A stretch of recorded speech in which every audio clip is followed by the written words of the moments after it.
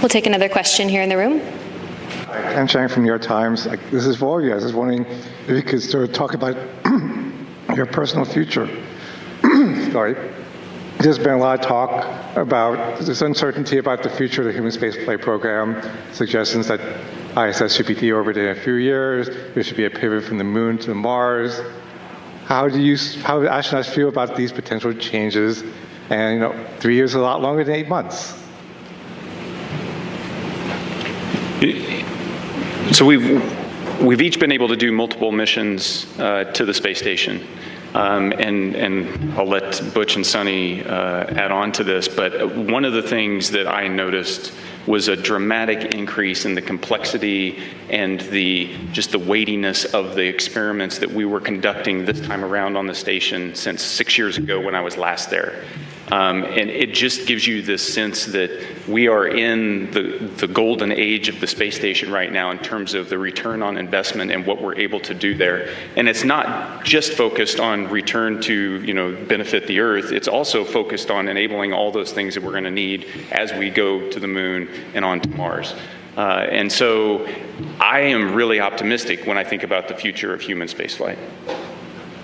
Yeah, I would add on to, it was over a decade since I've been up there last, and I was pretty excited about what was going on. There was a lot going on when we first got there. It was an honor to be working with Crew 8 and seeing all that they were doing and just trying to help them with their stuff, and then being prime, moving up to the prime spots for Crew 9 and Expedition 72 as we took on a lot of experiments ourselves as well as spacewalks. And what the space station is doing to help us in exploration is really encouraging, and it's exciting. And I'm a little envious of the future astronauts. The guys who are coming behind us, they're going to have so many wonderful opportunities to do the same as us, add to that exploration, add to trying to find the answers to the next questions. It's going to be an exciting future. So I'm not worried about aerospace industry. I think there's a lot going on, and it's a great time to be in it. We'll take our next question right here. Hi, Ed Lavandera with CNN. Thanks for taking the time today. When you re-entered the Earth's atmosphere and came back to gravity, can you talk specifically about any kind of weird either sensations or experiences that you've had dealing with that over the last couple of weeks? And more importantly, did you know that you guys had been greeted by dolphins when you splashed down?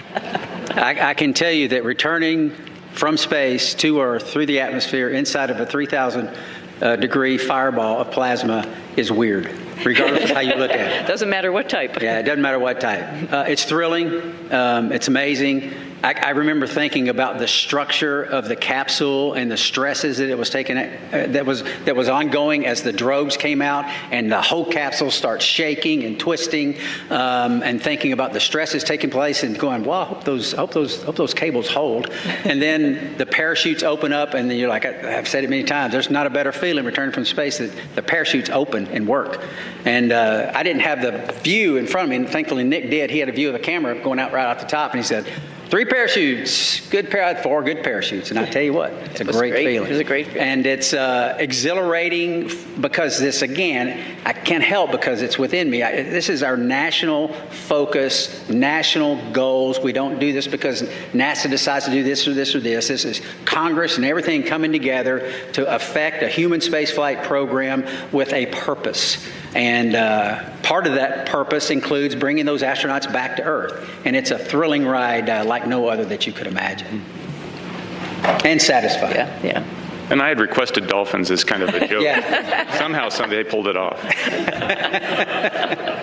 Yeah, I just hats off, like Butch said, to Nick he's just commentating the whole way down. So there was obviously, we had trained this and gone over it while we were up on the space station and reviewed, but just to hear everything as it was ticking along is just really awesome to, like, you can envision it. You had a display, I think there's a camera that goes up, right, to see it. And Butch and I both had a window on either side where we were, there, and I was watching through the window as much as I could, but then all of a sudden, with the heating, it glazes over, and then you can't see outside. A funny thing that happened, though, after you can't see, you can still sort of see through it. We knew it was daylight, and we knew the folks were coming out to rig the spacecraft, and I see a little tennis shoe sort of going in front of the window, so I'm like, okay, our friends are here getting us ready to get back on the boat, and that was pretty special, too. I didn't see a fin, though. I wish I had saw a fin.